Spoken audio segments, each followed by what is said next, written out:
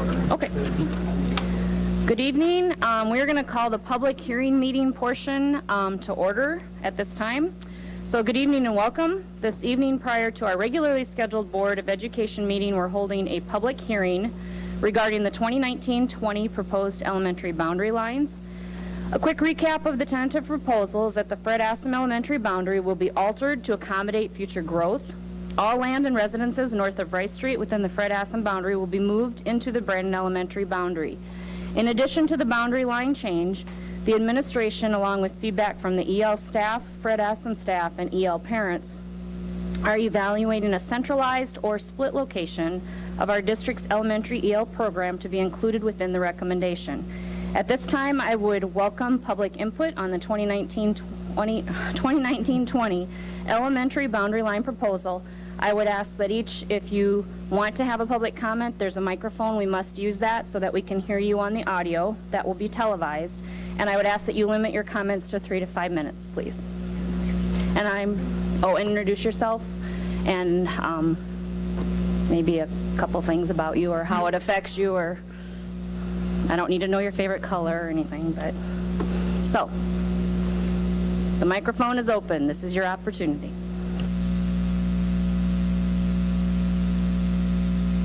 And just to clarify our position tonight, no decision will be made until the next board meeting. Our job basically as a board tonight is to sit and listen to comments, and that is what we're here to do.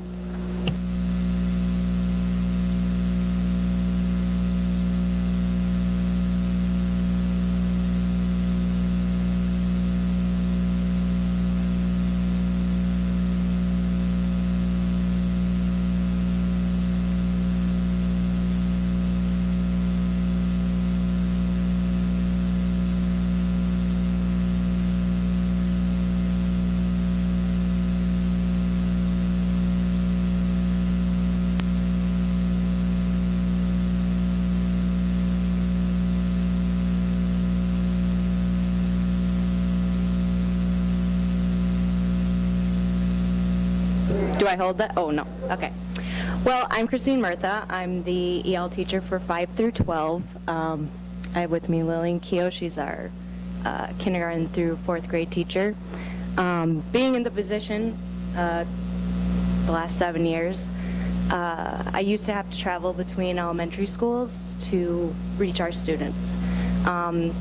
It impacted our family engagement and also just our interaction with the kids, so I would suggest keeping the EL program together at BE would be the best solution, if I want to say that. Just keeps the kids together, strengthens our academic achievement, and also for our parents that were there. So.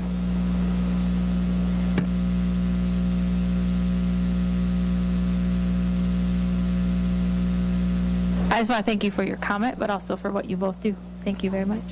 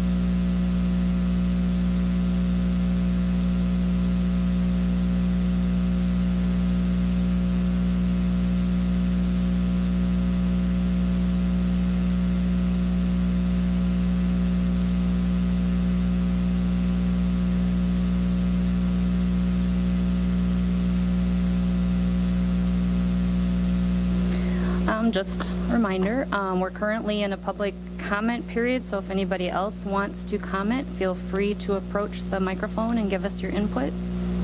regarding Fred Assam and the boundary change that we are discussing tonight.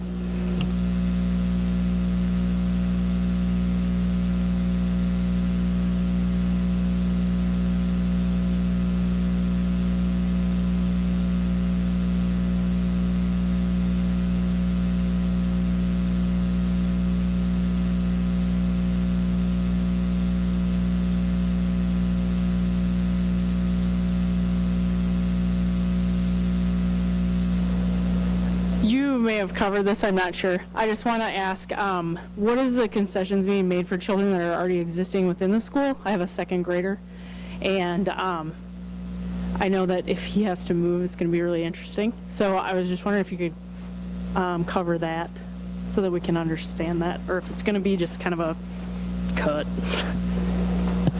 Very good. Jared Larson, Superintendent of the Brandon Valley School District. So what we'll do is all land and residences north of Rice Street will be included in the Brandon Elementary boundary line, okay? Right? So with that, any child that is currently in third grade at Fred Assam that will be going into fourth grade will have the opportunity to stay at Fred Assam and ultimately be grandfathered in. So our third grade children will be grandfathered in. With that, if they have siblings, those siblings will be allowed to remain at Fred Assam with that third grade child, so the family has all of their children in that one school building, which is Fred Assam. I would note that the third grader going to be fourth grader will receive busing at no cost as they are grandfathered. However, the siblings would be subject to open enrollment transportation fees and all of those types of things.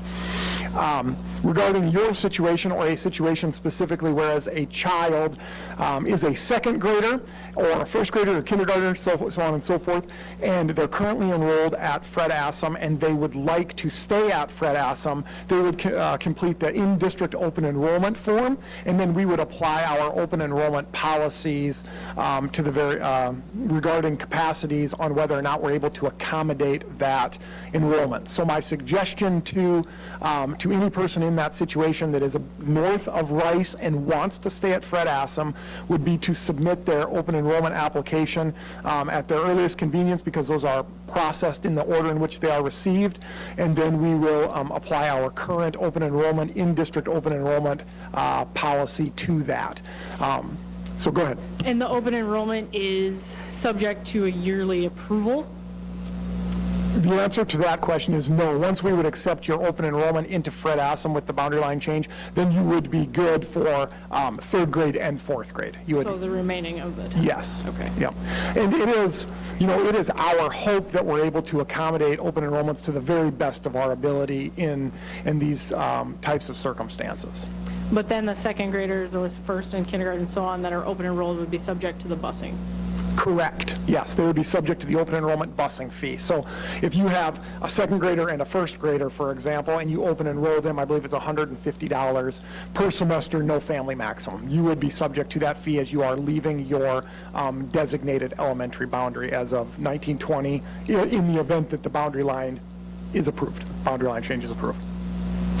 And then, so then they're not going to Brandon Elementary, but if they do both go to, so then if the child goes to Brandon Elementary, we're still very far away, you're going to pick them up and take them to Brandon Elementary. Correct. They would receive free busing. They would receive free busing to Brandon Elementary because they're outside of the 5-mile radius from Brandon Elementary in and of itself. Okay. So, okay. Do you want this off? No, just leave it on. Thank you.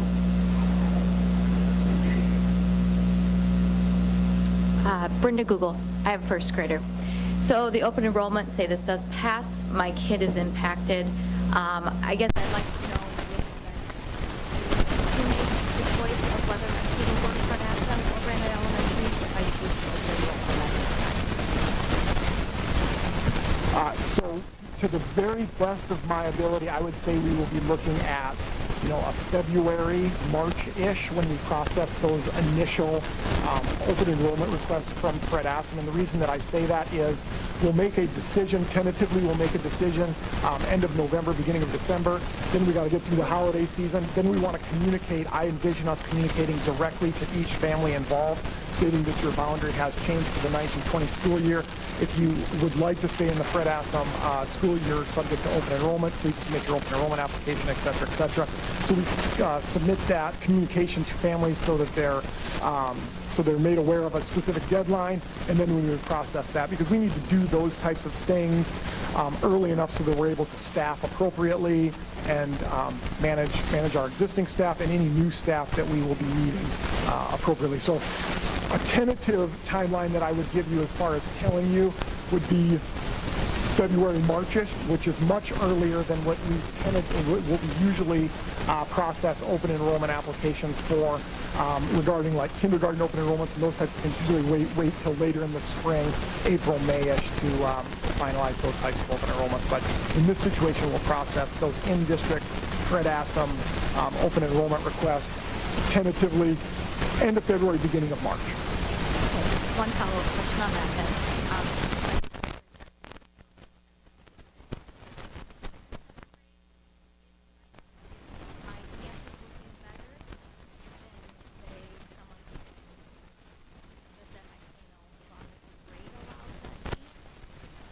So open enrollment policy currently, I apologize, I don't have the policy directly in front of me, but a specific number is called to that seat as far as the acceptance of open enrollment application.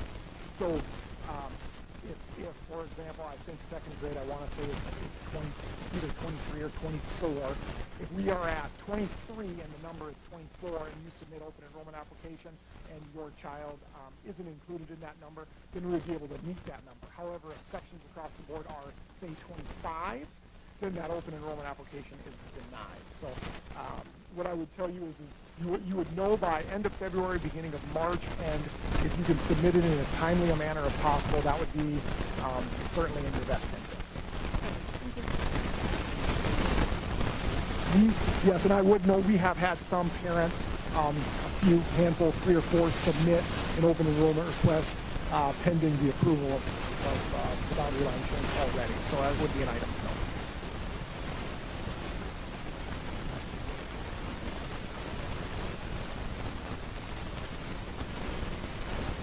I would also note that information, in addition to the bus pass information and any of those types of things, will also be formalized in a recommendation to this Board of Education. Again, tentatively November 26th. Those items will be included.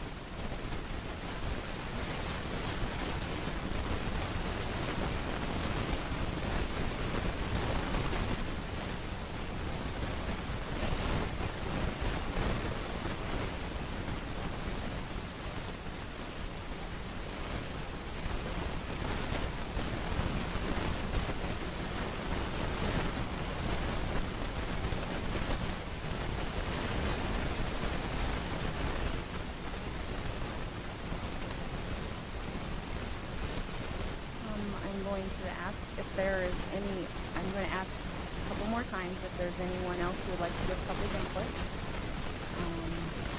And then if not, if I ask again here in a couple minutes and I don't see anything, then we'll take a brief recess for our next meeting.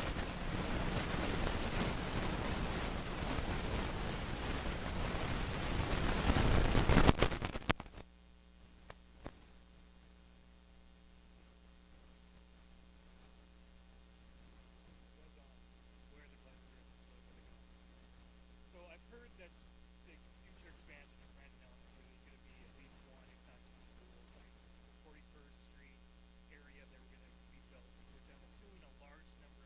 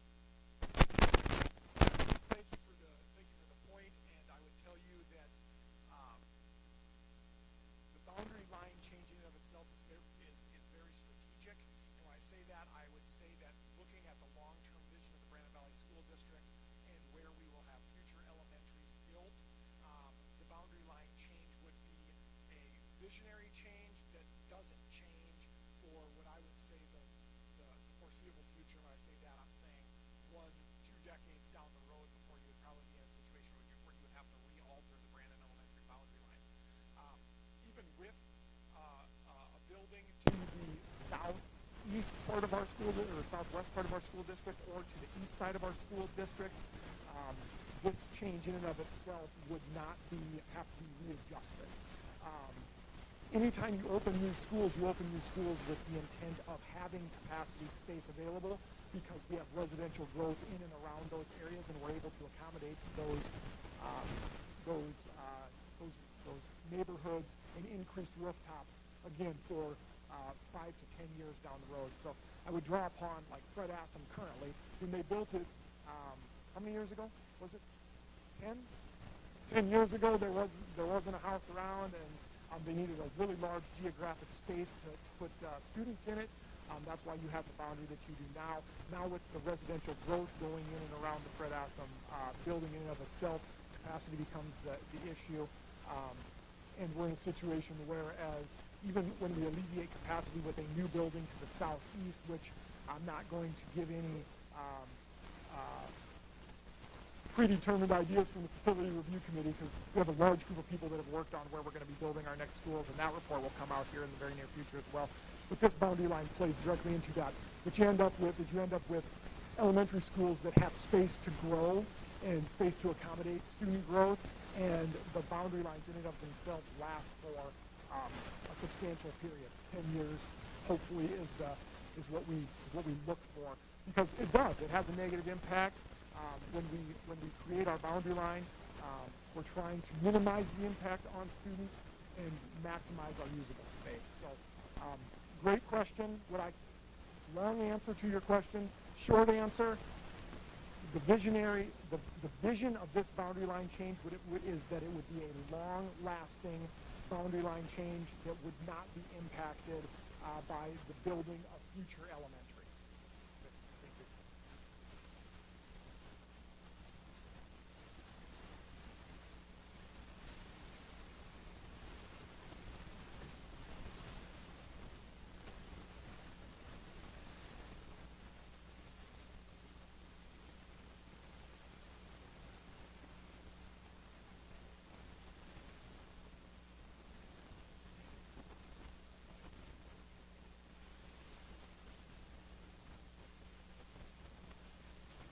Alright, so I'm gonna say this is the last call for any public input. Give you a couple minutes to think about it. And then I'll make a closing statement if no one wants.